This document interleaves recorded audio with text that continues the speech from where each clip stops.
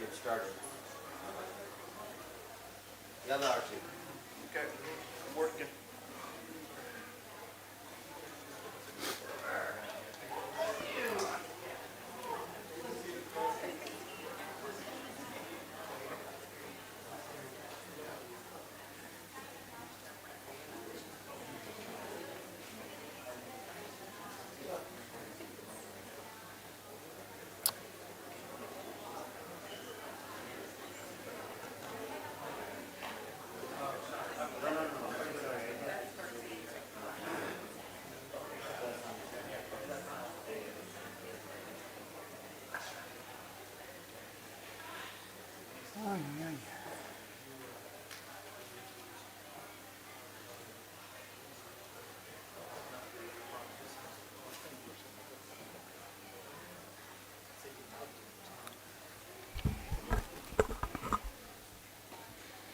Okay, in the name of the Father, the Son, the Holy Spirit, one God, amen. What?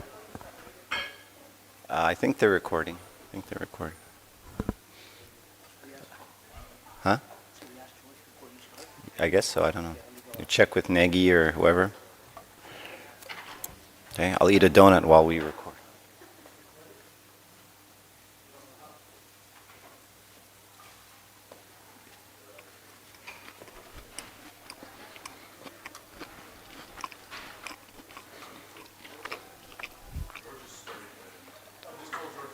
All right. Okay. 1 more minute. All right. Well, we'll kind of slowly start. So today I thought I'd talk to you about a fairly contemporary saint. Have I ever given this talk before on Saint Abram? Who's heard the talk on Saint Abram? No one? Okay. By God's grace, Peter's rolling his eyes at me. Yani, talk about not being Christian. By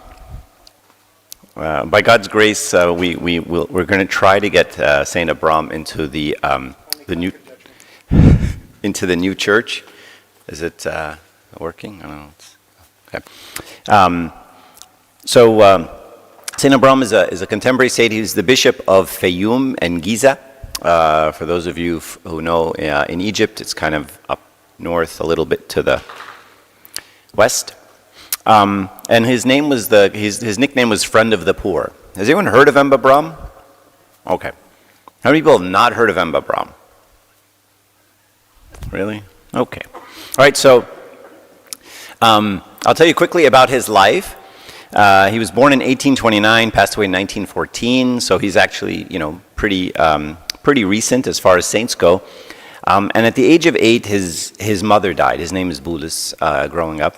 And the reason I have that in red is because sometimes we have this misconceived notion that saints have good lives, that somehow they're raised in pious homes and they just kind of became pious and they just sort of lived a good life and it was easy. And so the adversity in his life started very, very early.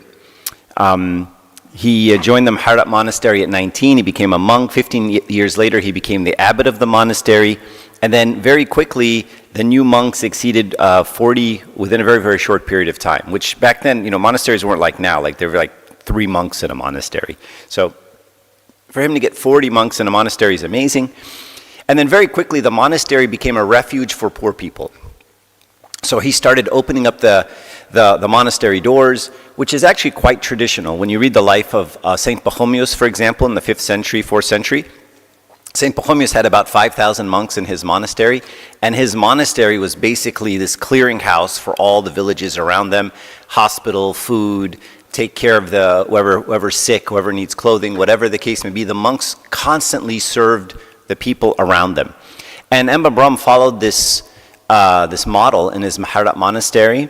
And then the monks became upset about this and complained because of the dissipation of the fortunes of the monastery. You're giving our money away to the poor people, right?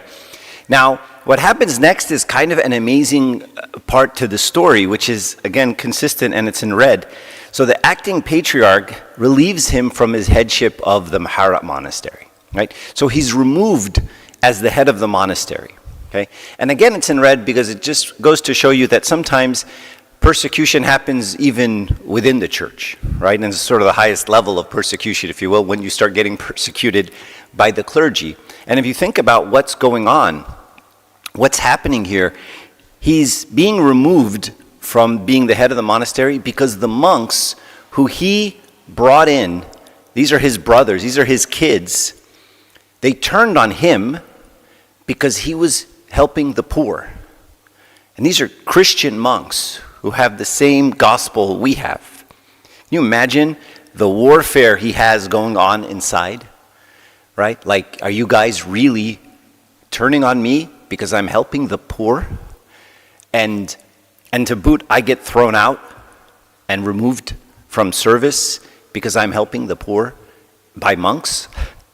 It's kind of an amazing thought to have, right? And I can only imagine the warfare that he had in dealing with this kind of situation.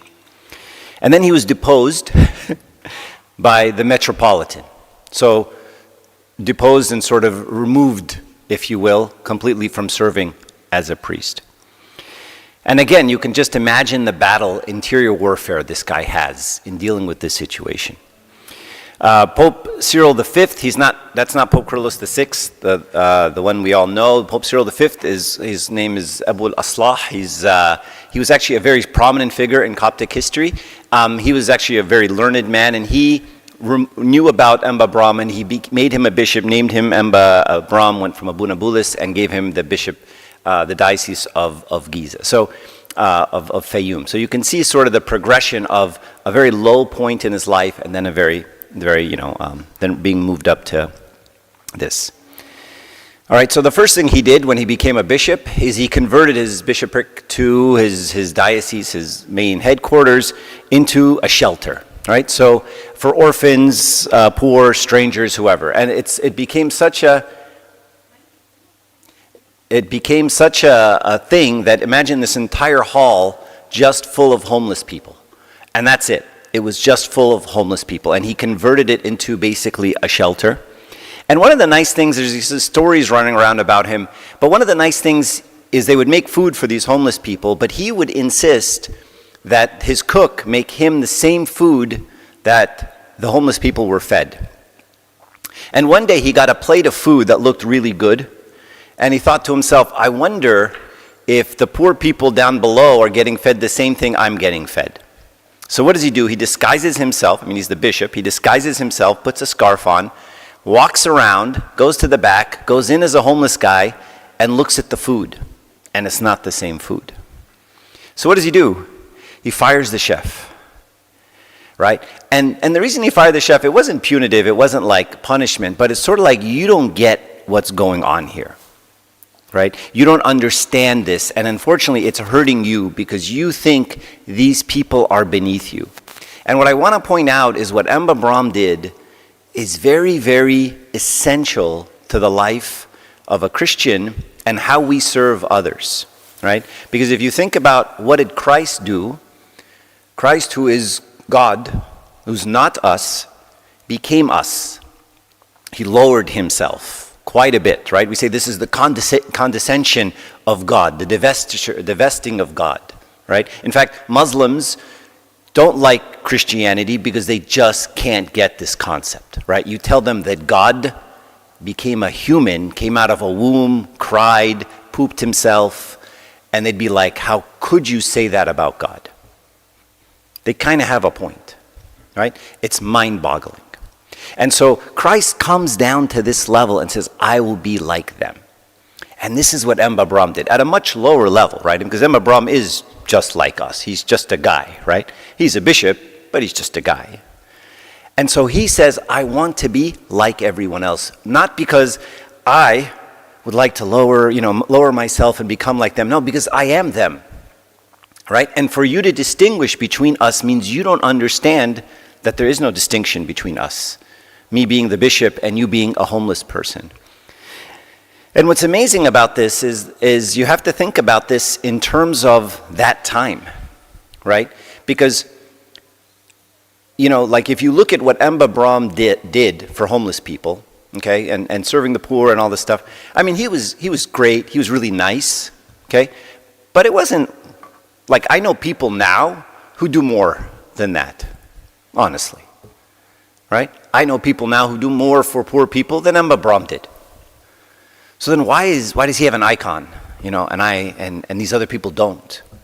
It's because he did it at a time when no one else did it, right? Because back then, poor people were truly cursed, truly second-class, third-class citizens.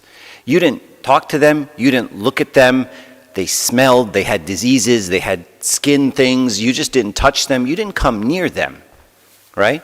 And so for anyone to even think that I need to serve these people up close and personal was really remarkable at that time. That there's very much a class system. It's still there, by the way, in Egypt, right? It's kind of here too in America, but it's really there. When you're poor, you're just not like me. You're beneath. And so he goes and he does this when it wasn't cool, right? When it wasn't the trend to go to a homeless shelter and a food bank and all these other things. And so, nice little story. One time the Pope gave him a bunch of money. He walked into his diocese, it was a mess, and he said, you need to build a new building. This is dilapidated, this is terrible. So he gave him a ton of money, and he said, I want you to build some new buildings. I'm going to come back in a year or two, and I want to see something that looks like a diocese. So he said, sure, no problem, Sayyidina, no problem. He took the money, bags of gold coins back then, and immediately every person he saw, he just handed him money. Just walked around and just distributed to everybody. Of course, the Pope comes back a year later, goes, where's the building? And he goes, oh, Sayyidina, I built so many buildings in your name. You have no idea. And everyone I gave the money to, they would say prayers for you and bless your name. And you have buildings in heaven that are built. You just can't see them. And of course, the Pope got pissed and walked away. Right? And one thing that was, what's that? I mean, he didn't, he wasn't thrilled with the outcome. And one of the nice things about this Sayyidina is, about Emba Braun, is he refused to be called Sayyidina. He's like, he wouldn't let anyone call him that. And he refused to be appointed a metropolitan. He's like, I took bishop, kicking and screaming. I'm not going to be promoted, and you don't call me Sayyidina, and which, again, shows his humility. So this is actually a picture of him, a real-life picture of what he looked like, so you can see,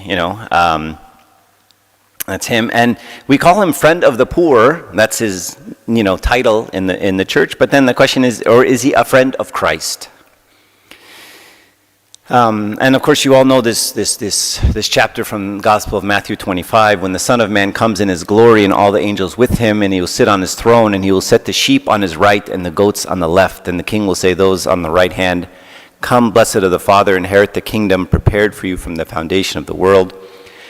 For I was hungry, and you gave me food. I was thirsty, and you gave me drink. I was a stranger, and you took me in. I was naked, and you clothed me. I was sick, and you visited me. I was in prison, and you came to me. So, to me, this is always, what I call the list, right? I was hungry. I was thirsty. I was a stranger. I was naked. I was in prison. I was sick. And that's really the list that Christ talks about in Matthew 25. And he doesn't talk about other lists. Because you all know the Sunday school answer lists. What are the Sunday school answer lists? Whenever you want a Sunday school lesson to end, what do you say? You say fasting, prayer, communion, confession, read the Bible. Right there it is. That's the 5. Anytime you want the lesson to end, you just yell those out at the teacher. Teacher goes, okay, I have succeeded today. And they end the lesson, right? That's how we used to do it, at least. And then the weird thing is none of that list is on this list. So then how do we reconcile the fact that list isn't this list? Well, there's a story that we read on Monday night of Holy Week, which is the parable of the fig leaves, the fig tree, right? And we say, and he's on the phone. And then we say, he has no idea. I'm calling him out. And then we say, he still doesn't know. And then we say, that what are these leaves? What did Jesus do to the fig tree? He cursed it because it showed leaves but no fruit. And so the fathers tell us, what are these leaves? These leaves are the sacraments, confession, communion, And they're the ascetic practices: prayer, fasting, reading the Bible, vigil. And so he says, if you have these leaves, you have the sacraments, and you have ascetical practices, and you have no fruit, then something's wrong, right? Tree's broken, right? And in this case, the tree was broken because it was showing leaves at a time when it wasn't supposed to have any fruit. So something's weird. It's showing like it's supposed to produce fruit, but it doesn't produce any fruit, because this is the fruit, right? One of the practices of Amba Brahm, one of the things he did was he would read his Bible cover to cover every 40 days. That was just his own personal spiritual practice, which in and of itself is nice, but if it doesn't produce the next step, then you have to ask, why are you reading the Bible every 40 days if there's no fruit, right? And so one of the beautiful things is we start to see this fruit. This is the list that he focused on. Anyone see anything interesting about this statue?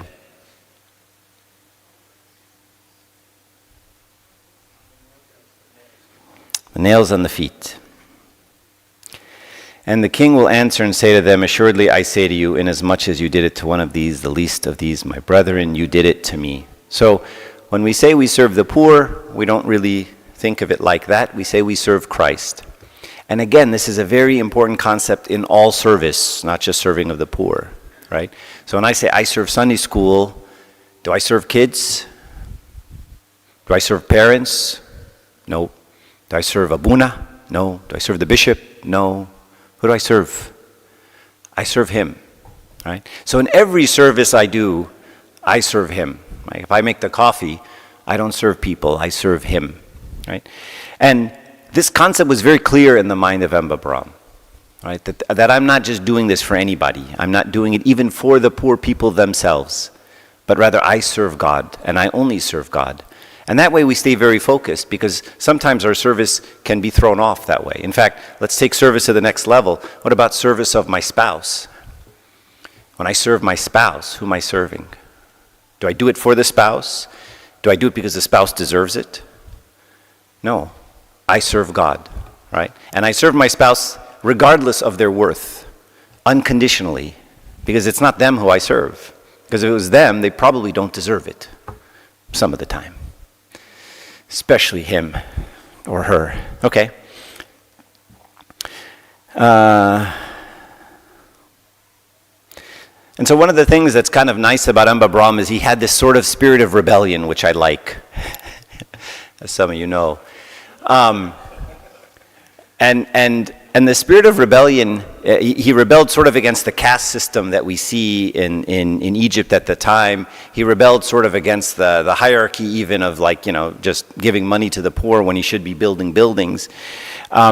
But what's nice about it is this spirit of rebellion is very important. It's kind of an instinctual spirit that we have in all of us, right? And we actually see it very strong in Christ himself, right? A very strong spirit of rebellion, right? Against the powers of the world, the system of the world, the religion of the world. And that spirit of rebellion is in all of us, and it's very important that we use that spirit in the right way, right? So the spirit of rebellion is given to us so that we rebel against the world. We rebel against the thinking of the world. That even though the whole world goes in one direction, we, like St. Athanasius says, the world is against us and we are against the world, right? And that spirit should be fostered, right? In fact, and when does that spirit really kick up? Teenage years, right? That's when you start to hone in on that rebellion thing. That's when that hormone fires up, right? And as a good parent, you're not called to squash that spirit, right? But you're called to direct it, because it's a good thing, right? And basically what Satan is doing is he's taking the spirit of rebellion that I'm supposed to use against the world, and he's tricking the 14-year-old into doing what? Rebel against your mom and dad, right? They're the ones you really want to rebel against, okay? And so what he's basically doing is rebel against the people who love you the most. Rebel against God, rebel against the parents, right? And so we're not called to crush it, just aim it a little bit and say, let's focus on who we're called to rebel against. Okay. So what kind of poverty are we talking about here? Let's make this a little bit more practical, right? Sometimes it's hard to find people in Orange County that are poor, right? And finding poor people is difficult. We got to go all the way to Mexico or up to LA, right? And in Orange County, there's no poor people, right? Unless you make less than $100,000. It's just, you're not poor here. That was a joke. No one laughed. Okay, thanks. Right, so the mystery of service is the hiddenness of Christ in all people, the poor and the weak. And so what I encourage all of us to think about is serving and not just looking for the poor financially.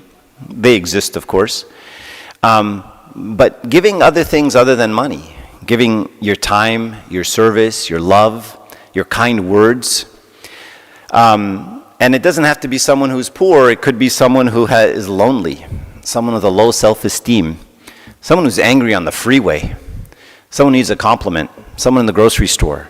These people are everywhere. People at work, patients, customers, clients, bosses, colleagues. They're everywhere. Find them.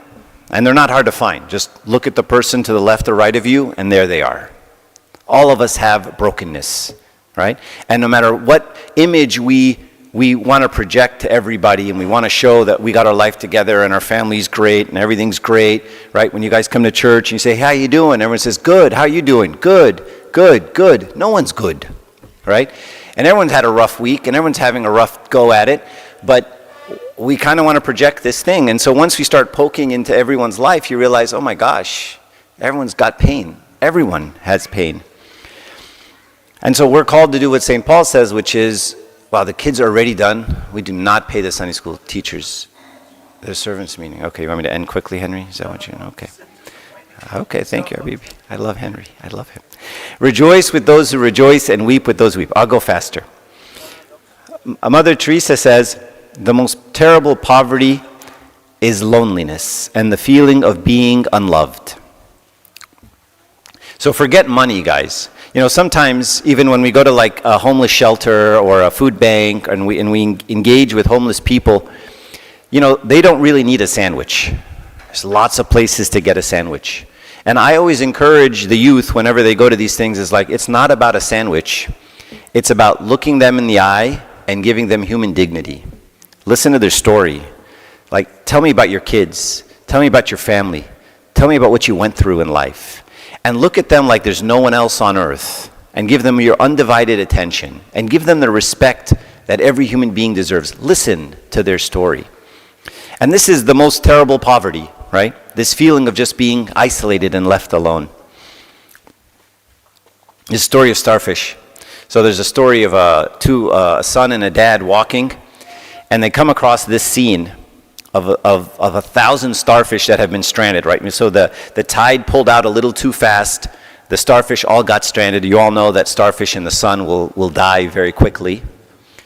And so the son tells the dad, "Dad, all these starfish are going to die." And because the tide came out, sun's going to cook them. So the dad picked up a starfish and he threw it back into the ocean. And the son kind of looked at him, and he picked up another starfish and he threw it back in the ocean. And the son's like, "What are you doing?" He's like, "Well, I'm throwing the starfish back in the ocean." He goes, "There's 1,000 starfish here. You're not even going to make a dent. They're all going to be dead by the time you're not going to make any difference."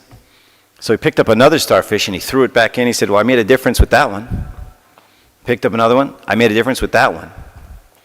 And so this teaches us a very important concept with Christian giving, which is unlike an NGO that goes to Africa and tries to put a well in and tries to change poverty, we don't necessarily try to fix poverty as Christians, right? Because Jesus kind of told us it's not going to work, right? He said, "The poor you will always have with you," right? So don't try to fix that. That's not going to happen. God just makes more poor people, right?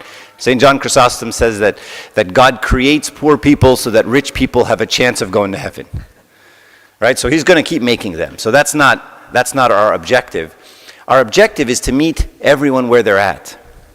And this is what Mother Teresa says: if you can't feed 100 people, then feed one. Then just feed one. And sometimes we get overwhelmed by all the things that are out there, and how could we ever solve all these problems out there and all the... Don't. Take one human being and make a difference. Can you imagine if each of us change the life of one person, like really invested in one person, what this world would look like, it would be a different earth if we did that. So the question is, why does God want us to love the poor? Amba Brahm handed money out to everyone he saw. And by the way, he did it without asking. So a lot of times we'll do the thing where we'll say, well, I don't know if I want to give you money because I'm not sure how you're going to spend it. Are you going to be responsible? Amba Brahm handed money out irresponsibly. And people would even tell him, people are lying to you. That guy that just told you his daughter's getting married, he doesn't even have a daughter. And Amba Brahm said, I don't care. He asked. He asked, and I'm going to give him. Because when anyone asks you for anything, you have to realize just to get themselves in the position to ask you, they've already hurt their own ego. And so he would give to everyone who asked, regardless of their worth. And so the question is, who else does this? Who else shares all that they have, regardless of the ability of the person to pay me back? Because one of the beautiful things about poor people is they can't pay you back, right? I mean, if I go out and I write a letter of recommendation to someone's son, right? Well, maybe I'm hoping that maybe when my son needs a letter of recommendation, that person will write my son a letter of recommendation, right? Or I'll help out your kid because I know you can help out my kid, right? I might get something back from everyone I help. But you help someone poor, you're not getting anything. In fact, they may just cuss you out because some of them are mentally ill. So there's nothing to get back. You give nothing. You can get nothing from a poor person. Who does that? What do we say in the Gregorian liturgy? I know you're all asleep during the Gregorian liturgy and thinking about Feta or in and out in this church. But what do we say? We say, you have no need of our service, but we have need of your lordship. You have no need of our service. You don't need us to serve, but we have need of you. And so we can give nothing back to God. He just gives, it's one directional. And who else gives to someone who's so beneath them, quote unquote? Who loves and cherishes someone that can utterly give nothing back? So when we give, we become the image of God. When we give, serve, love people that are quote unquote beneath us, this is what Christ did. He came, he becomes one, and then he gives to people beneath us. I like this. It's hard to throw stones when you're busy washing feet. Love like Jesus. So one of the things our beloved Father Greg Boyle always says is the measure of our compassion lies not in the service to those in the margin, but only in our willingness to see ourselves in kinship with them. This is so important because what he's basically saying is it isn't about serving the people. Because if I serve a poor person, what am I doing? I appear serving them. One of the nice stories I heard about Father Greg Boyle is that when he interviews people for a job at Homeboy, if he says, why do you want to work here at Homeboy Industries? Why do you want to help these gang members? He'll say, if you respond and you say, well, because I want to help people, he doesn't give you the job. Because when you say, I want to help people, that means I up here want to help these people down here. But if you say, I'm here to learn from them and to be a brother with them and to stand next to them while they get back on their feet, then that's how you get the job. When you see yourself in kinship or brotherhood with another person. This is a long story. So I'll tell you the story very quickly. This story about St. Macarius. St. Macarius goes out and he's walking with his disciple and they come across a pagan priest. So the disciple who's walking ahead of St. Macarius says to him, "Oh devil, where are you off to?" Okay? So that's what the disciple says to the pagan priest. You're a devil. So what does the pagan priest do? Does anyone know the story? He beats him up and he almost leaves him for dead. And then Macarius walks around. St. Macarius comes up and he has a conversation with the guy, a nice conversation. And eventually this person leaves paganism, becomes a Christian, becomes a monk, and becomes a disciple of St. Macarius. Quite the turnaround. So now, what did St. Macarius say to make this guy leave paganism, become a Christian, become a monk, and become his disciple. First thing Macarius said, "Greetings, greetings, you wary man." Very emotionally touching. Quite astonished, the pagan came up to him and said, What good do you see in me that you greet me this way? And then St. Macarius said to him, "I have seen you wearing yourself out without knowing that you're wearing yourself out in vain." Okay? And the other said to him, "I have been touched by your greeting," and then changed his entire life. Question, does any of this make sense? Would any of you change your lives over this? All right, another story that doesn't make sense. As Jesus passed on from there, he saw a man called Matthew sitting at the tax booth, and he said to him, "Follow me." And he arose and followed him. Another story doesn't make sense. Tax collector, best job on earth, lots of money, lots of benefits, lots of prestige, lots of everything. And some homeless guy says to you, "Follow me." And you go, "Yeah." You don't ask about the medical benefits. You don't ask about where we're going to sleep tomorrow, where's my next meal coming from, what's the retirement policy like. Nothing. Is there 401k? Nothing. You just do it. Two stories make no sense. Matthew just following Jesus, and this person just following St. Macarius. So what are we missing in the stories? Something really important. What are we missing? The look. The look. The look that Christ gave Matthew. A look that Matthew had never gotten in his life. You know that back in the day, right? If you're a tax collector and you're walking and you see him, you go on the other side of the street and you spit. It's like the tradition of the Jews, okay? That amount of insults and degrading things that were said to him, tons. And yet this guy looked at him like no man ever looked at him. And by the way, what did Matthew do right after he followed Jesus? What did he do? Does anyone remember? He had a party for who? All the other tax collectors and Jesus. And he said, "You guys got to meet this guy." Why? Because he's going to look at you like you've never been looked at before. So what did St. Macarius do to that pagan priest that made him leave everything? The look. And so the look becomes service. And sometimes that's all you need. Sometimes we get in situations with people and they're really hard situations. And sometimes that's all we can offer.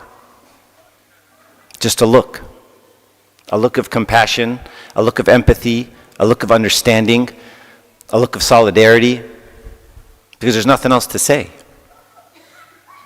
And so sometimes when we think about how to serve others, it's not money, it's not time, it's not anything else. Sometimes it's a look of love. Again, Father Greg Boyle says, we shouldn't just want to serve the less fortunate, but also be anchored in some profound oneness with them. Jesus was not a man for others, he was one with others. There's a world of difference in that. Jesus didn't seek the rights of lepers, he touched the lepers even before he got around to curing them. He didn't champion the cause of the outcast, he was the outcast. He didn't fight for improved conditions for the prisoner, he simply said, "I was in prison." Christ became one with the people he served. He became one in a spirit of love, and that is what changed them. Not a sermon, not dropping some verses on them and telling them that they're going to go to hell if they don't repent, not just preaching to them. There's us with Father Greg Boyle, cutie. One of the things Gottman tells us is, you know, guys, Gottman, he's like a super psychologist guy. He says, human nature dictates that it is virtually impossible to accept advice from someone unless you feel that person understands you. So true. And that's like the first thing you have to engage with for somebody. Make sure they know you get them. Repeat back to them what they said in different words before you try to help them. This is why when you tell a teenager, right, you can see a teenager like, I don't know, setting fire to something, right? And you can say, you shouldn't set fire to something. And the teenager go, "Hey man, buzz off. You don't even know me." And it's like, well, I don't have to know you shouldn't set fire to something. But that kid won't accept advice from you because you don't even know who I am. You don't know anything about me. Who are you to tell me anything? Right? This is human nature. And we do this at all levels with all different people.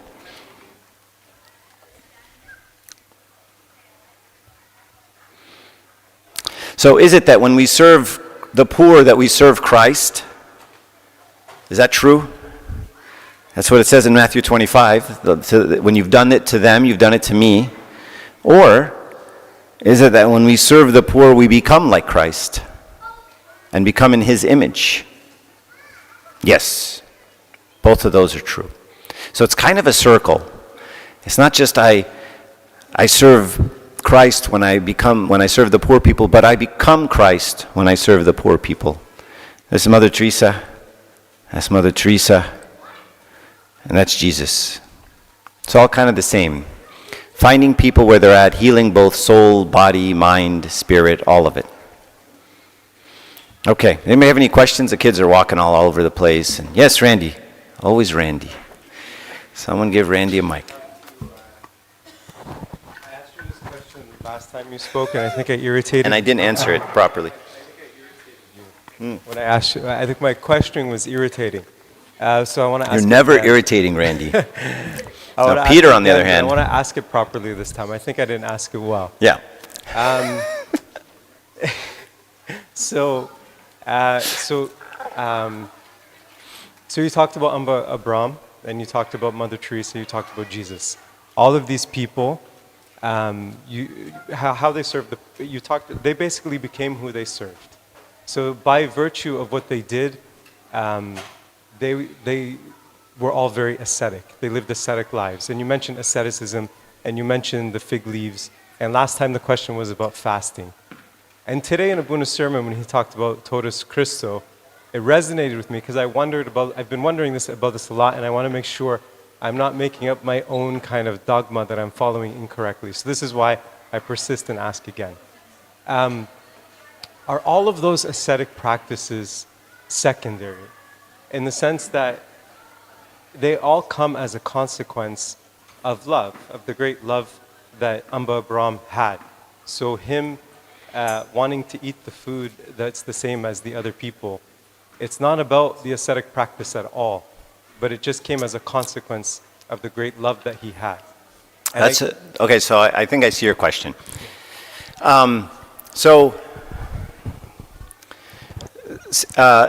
St. John Cassian, he writes this book called The Conferences, and I think it's the 9th conference, he talks about the interaction between my work and God's work. So, am I a good person because God made me good? Or am I a good person because I struggled to become good? And the answer again is yes, right? And so what he says is there's a natural synergistic effect between my effort and God's efforts. And my efforts are there to pave the way for God's efforts. Neither one happens without the other. Right? So Christ can stand, knock it at the door with all his goodness and love, and you just, no thank you. And when I say no thank you, I don't want to let him in because I don't want to take the effort to remove the things in me that are blocking your door, right? Because that door isn't just like, hey, come on in. No, it means I got to remove some stuff. I got work to do on me. And I don't want to do that. So St. John Cassian talks about it as in terms of farming. He says, when you have a good crop, do you have a good crop because you put a lot of fertilizer down, you did watering, you picked the weeds, you picked the right time, you planted the seeds at the right depth? Is that why? Yeah. Or did you have a good crop because the sun was shining and the rain came at the right time and everything, the God side of it worked? Yeah. And if there was lots of sun and lots of rain and no seeds planted and no weeds picked and no rocks picked out and no plowing done, no fruit. And if you do all those things and no sun and no rain, no fruit, right? So fruit, it comes out as a synergistic effect, okay? So it's always me working hand in hand with God, right? So I think that answers your question. Okay. Sure, I don't know. Whatever you guys want. I know there's a servant meeting, so I try to rush. I'll see if there's any. Here, I'll end with a few quotes. So let's talk about other people for a second. Other people, by the way, are not good. They're not good like you. That was also a joke. So the others are bad. So This quote's beautiful. I know many of you have seen it. People are often unreasonable and self-centered. Forgive them anyway. If you are kind, people may accuse you of ulterior motives. Be kind anyway. If you are successful, you will find some friends and you will win some false friends and some true enemies. Succeed anyway. If you are honest, people may cheat you. Be honest anyway. When you spend years building, what you spend years building, someone could destroy overnight. Build anyway. If you find serenity and happiness, they may be jealous. Be happy anyway. The good you do today may be often forgotten tomorrow. Do good anyway. Give the world your best, and you have, and it may never be enough. Give your best anyway. You see, in the final analysis, it was between you and your God. It was never between you and them anyway. And again, I think this just highlights the point that what we do, we don't do for people. We don't serve the poor or the kids or the clergy or the church. We serve God. And that should always be the focus. And what makes us frustrated, and sometimes you'll find that people will serve for a while and then get burnt out. Like, I'm sick of it, I'm tired, I don't get credit, it's not very, fruitful for me, and they end the service. And part of the reason we end the service is because we are expecting something. And one of the things Christ taught us is that love is only one directional in Christianity, right? No one says that you're gonna be loved in Christianity. That's not part of the package. In Christianity, we just love. And whether or not people love you back may or may not happen. So don't think it goes well for you, right? And if you need any proof of this, you just look at the life of Jesus, right? Didn't end well for him. Spent 3.5 years loving everybody, healing everybody, walking on water, doing cool stuff, and they're like, let's kill this guy. Okay, great idea. And it was a horrible death.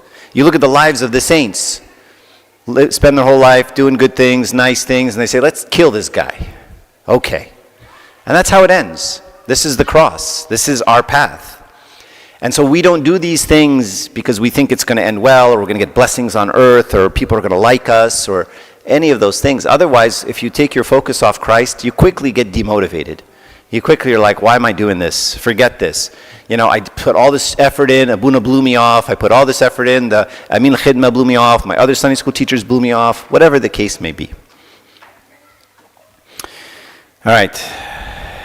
St. John Chrysostom says, if you cannot find Christ in the beggar at the church door, you will not find him in the chalice. Sure. Do you guys see the statue? The statue's cool, though. Mark? Yes. I can't remember if it's the saint or another one. Do you know the story of it goes back to your point about he never asked permission to just give without any regard for, authority or what he was supposed to be doing. Do you know the story about the person who came to chastise him and hung the coat on the light ray? Was that him or somebody else? Oh. Can you tell that story? Wasn't Abba Braham? I don't know. I'm pretty sure it was. Can you tell that story? I've heard that story. I don't remember the details, but I think he was being chastised for something. Basically, he was giving away money haphazard, like very generously, and the monks complained to, I can't remember if it was like the higher up bishop or the patriarch or who it was, and he said, okay, I'm going to talk to him. And he came in to his cell to reprimand him, and he came in, he took off his jacket, and he hung it up, and he sat down to chastise him, and he realized that his coat was hanging on a ray of light. And Abba Braham said to him, how can I help you? What can I do for you? And he said, I just came to take your blessing. And he completely, and he left. Yeah, I think that was him. Ashraf. Sorry, I tuned out after slide 10, but when Randy asked this question, I tuned back in, and sorry, I had to. I really don't like anyone. I actually don't even have a church. question. I just want to know. Exactly. It's my love language. Oh, good. You have a question. I am a bit confused by the sort of back and forth between you two. Do you view the fruit as the service, when we serve the poor, is that the fruit, or is that the ascetic practice? And I'm asking and I'm not sort of trying to philosophize. Believe me, I'm just trying to You never do. understand. Yeah, never. Because to me, the way I was looking at it is neither matters if you don't have love. And St. Paul says this very clearly, that you could put your body in, you could be a martyr. shoot. You can, what are some of the other things he says in 1 Corinthians 13, right? You can, you could, exactly, you could speak all the tongues in the world, but you're nothing but a clanging cymbal. Oh, I had it No, somewhere. all of that stuff, unless you have one thing, which is love. So you can serve all day long and give the look, and you can have ascetic practices all day long. You can even have fruits. That's the strange thing about 1 Corinthians. The things he's talking about are fruits, like the speaking in tongues, where he says you can have faith to move mountains, yet if you don't have love, you're nothing. So at the end of the day, do you agree with any of this? Because St. Paul? yeah, I mean, and be very careful in what you say. You know, No, because I this is what think we- lawyers do. I think You know, we get- I watch TV. I know what they do. We get very hung up on the service and doing the right way and the ascetic practice, and are we doing the ascetic practice the right way, and who has the mic, like all of that stuff, right? We get very hung up on, or did I join whatever program that I shouldn't have joined, or... But at the end of the day, like, what's the centrality of it? So, all right, I skipped some stuff that maybe I should not have skipped. This. So, what's really happening here?